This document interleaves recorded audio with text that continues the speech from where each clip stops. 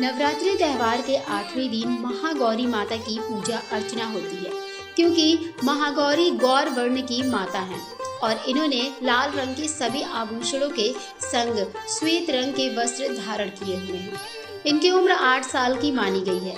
4 भुजाओं वाली माता वाहन वृषभ पर सवार होने के कारण इन्हें वृषारूढ़ा भी कहा जाता है। वहीं सफेद वस्त्र धारण करने के कारण इन्हें श्वेतांबरा भी कहा गया है। माँ महागौरी को देवी पार्वती का रूप माना जाता है। माता ने कठोर तपस्या कर भगवान शिव को प्रसन्न कर पति के रूप में पाया था।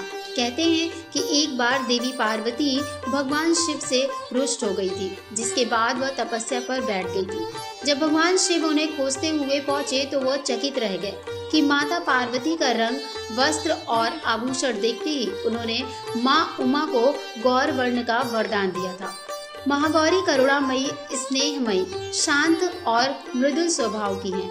माँ गौरी की आराधना सर्व मंगल मंगले शिवे सर्वार्थ साधिके शरण्य त्र्यंबके गौरी नारायणी नमोस्तुते।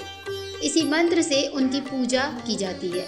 कहा जाता है कि एक बार भूखा शेर उन्हें निवाला बनाने के लिए व्याकुल हो गया और उनके तेज को देखकर वह असहाय हो गया। तभी देवी पार्वती ने उसे अपनी सवारी बना लिया था। माँ के 8वें स्वरूप महागौरी की आराधना करने से धन, सुख, समृद्धि की प्राप्ति होती है। मान्यताओं के अनुसार नवरात्रि में 9 दिनों की पूजा विधान के बाद दुर्गा अष्टमी के दिन और नवमी पर कन्याओं की पूजा की जाती है। तभी इस पूजा का समापन सफल होता है, जिसे कंचक भी कहा जाता है। इस पूजन में 9 साल की कन्याओं की पूजा करने का विधान माना गया है। वो इसलिए कि महागौरी माता की उम्र भी 8 साल की थी। कहते हैं कि विधि विधान से की गई कन्या पूजन से माता रानी प्रसन्न होती हैं। आदि शक्ति देवी दुर्गा के 8वें स्वरूप की पूजा करने से सभी ग्रह दोष दूर हो जाते हैं। महागौरी की आराधना से दाम्पत्य जीवन, व्यापार, धन और सुख समृद्धि बढ़ती है।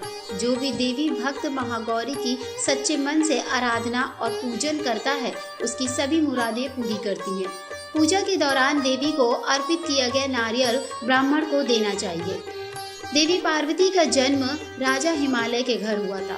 8 साल की उम्र में ही उन्होंने अपने पूर्व जन्म की घटनाओं का आभास कर लिया था। तब से ही वह भगवान शिव को पति के रूप में पाने के लिए तपस्या शुरू कर दिया था।